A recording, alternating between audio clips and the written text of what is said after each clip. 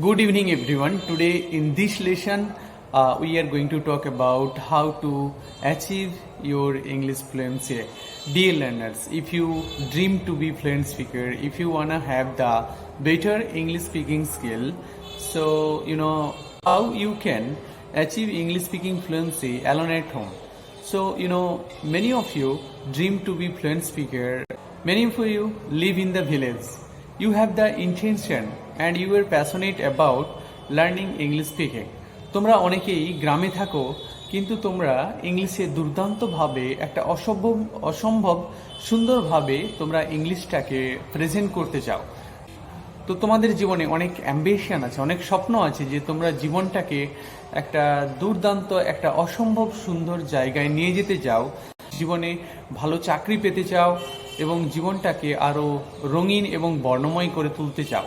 অনেকেই যারা অ্যাকচুয়ালি তোমরা মোটামুটি পড়াশোনার কাজে পড়াশোনা করছো, তো তার পাশাপাশি তোমরা অনেকেই চিন্তা করো যে যদি ইংলিশটাকে একটা খুব ভালো জায়গায়, যদি একটা আপগ্রেড ভার্সন তুমি ইংলিশে কথা বলা শিখতে পারো, তাহলে তোমার চাকরিটা পাওয়া অনেক সুযোগ থাকবে, তোমার চাকরি পাওয়ার অনেকটা সুযোগ থাকবে, তোমার অনেক জব অপরচুনিটি থাকবে এবং তুমি যেখানে চাকরি করবে সেই ইংলিশটা শেখার মাধ্যমে, ইংলিশ কমিউনিকেশন স্কিল এটা শেখার মাধ্যমে তোমার প্রমোশনের সুযোগ থাকবে, তোমার সার্ভিস আপগ্রেডেশনের সুযোগ থাকবে।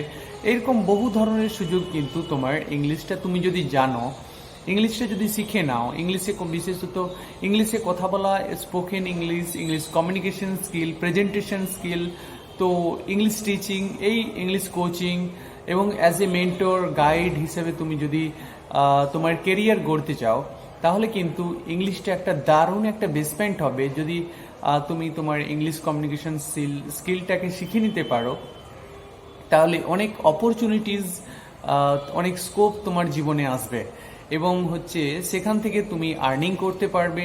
তুমি চাইলে ভালো একটা ইন্টারন্যাশনাল বা ন্যাশনাল বেস একটা বিজনেস করতে পারো। ক্লায়েন্ট এবং কাস্টমার এবং ক্লায়েন্ট রিলেশনশিপ তুমি বিল্ড আপ করতে পারবে ভালো, এবং ইংলিশ কমিউনিকেশন স্কিলের মাধ্যমে তুমি আউটসাইড স্টেটের এবং আউটসাইড কান্ট্রি যে কাস্টমার রয়েছে, ক্লায়েন্টসরা রয়েছে, তাদের সঙ্গে তুমি কমিউনিকেট করতে পারবে এবং ব্যবসাটাকে, বিজনেসটাকে তুমি ইনক্রিজ করতে পারবে। মিস্টার বিএমজি বলে একটা চ্যানেল রয়েছে, সেই মিস্টার বিএমজি একজন সম্ভবত উনি উগান্ডার ব্লগার। উনি ভারতে এসেছিলেন এবং ভারতের সম্ভবত একটা কাশ্মীর এলাকার যে ট্যুরিস্ট স্পট, সেই ট্যুরিস্ট স্পটে উনি ব্লগিং করছিলেন। মিস্টার বিএমজি উনি সেই সকল দোকানদারকে উনি প্রশ্ন করছেন বিভিন্নভাবে, কোনটা জিনিসের দাম কত, এটার দাম কত, এইভাবে তিনি জানতে চাইছেন। বিভিন্ন জিনিসপত্র দোকানে দোকানে গিয়ে তিনি অ্যাকচুয়ালি বিভিন্ন জিনিসপত্রের দাম জিজ্ঞাসা করছেন, কিন্তু আমি দেখছিলাম সেই ব্লগিংয়ে যে সেখানে দোকানদারগুলো তারা মুখ বন্ধ করে দাঁড়িয়েছিল। তার কারণ তিনি যে ইংলিশে কোয়ারিগুলো করছিলেন, তো সেই কোয়ারিগুলো, সেই প্রশ্নগুলো কিন্তু সেই দোকানদার গুলো বুঝতে পারেননি।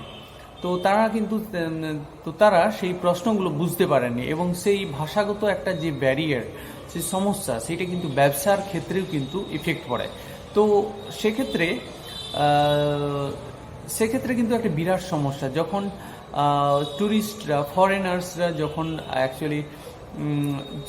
যখন ফরেনার্সরা তারা আমাদের দেশে আসেন, তারা বিভিন্ন জিনিসপত্র কেনার জন্য যখন দোকানে তারা প্রবেশ করেন, তো দোকানে যখন বিভিন্ন জিনিসপত্র কেনার জন্য তারা যখন দোকানে প্রবেশ করেন, তো সেই সময় তারা মূলত বিভিন্ন সমস্যার, ভাষাগত যে ব্যারিয়ার, ভাষাগত যে সমস্যা, সেই সমস্যার সম্মুখীন হয়। এবং আমাদের দেশের যে দোকানদাররা, অফকোর্স আমাদেরকে এটা দেখে খুব কষ্ট লাগে যে তারা মুখ বন্ধ করে দাঁড়িয়ে থাকে। হয়তো হতে পারে তারা ইলিটারেট, তাদের শিক্ষা দীক্ষার মান কম, কিন্তু আপনারা যদি ব্যাঙ্গালোর বা সাউথ ইন্ডিয়াতে যান, দেখবেন সেখানে আসলে চিত্রটা অন্যরকম।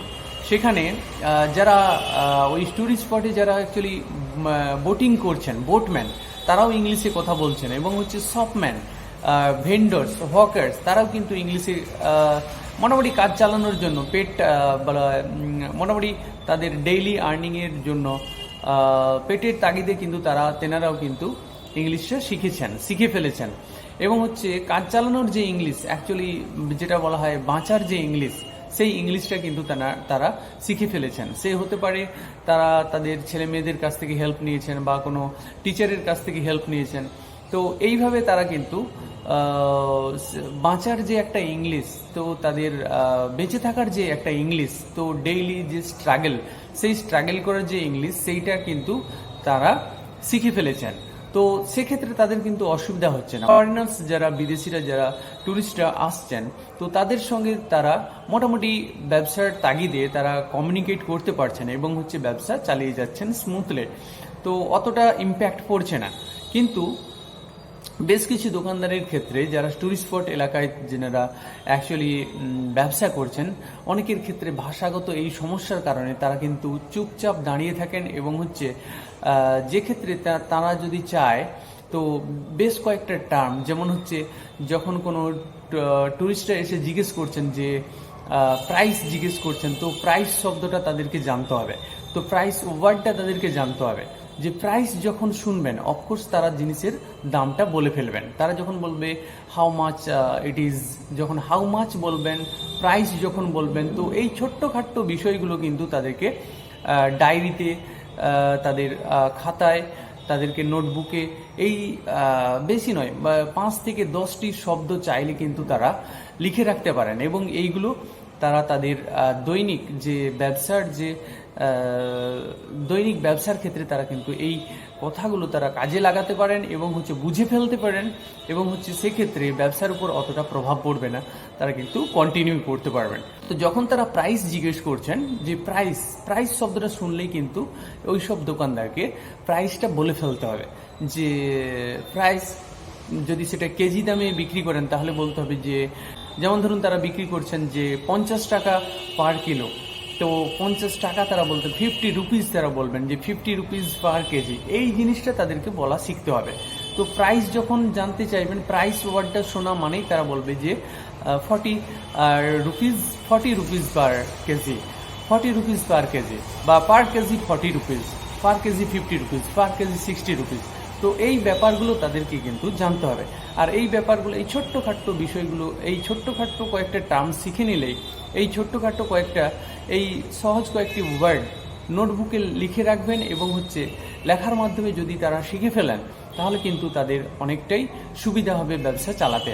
কিন্তু একটা শেখার জন্য একটা ভালো মেন্টালিটি তৈরি করতে হবে।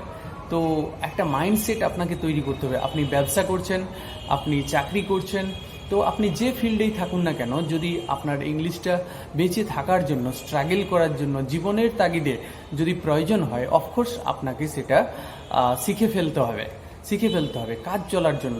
আপনারা যারা হোটেলের ওয়েটার হিসেবে কাজ করছেন, আপনারা যারা বিভিন্ন সেক্টরে কাজ করছেন, ইংলিশ না জানার জন্য আপনাদের কর্মসংস্থানে উন্নতি হচ্ছে না, আপনাদের মানে জীবন জীবিকা একটা খুবই অসহায় একটা অবস্থার মধ্যে দিয়ে আপনার দিন যাচ্ছে, আপনি ইংলিশে কমিউনিকেট করতে পারছেন না, তো আপনার বস, আপনার ম্যানেজার, তারা কিন্তু আপনাকে ভালো জায়গা দিচ্ছে না, এবং হচ্ছে আপনাকে কিন্তু আপনার ব্যাপারটা কিন্তু তারা ভালোভাবে নিচ্ছে না।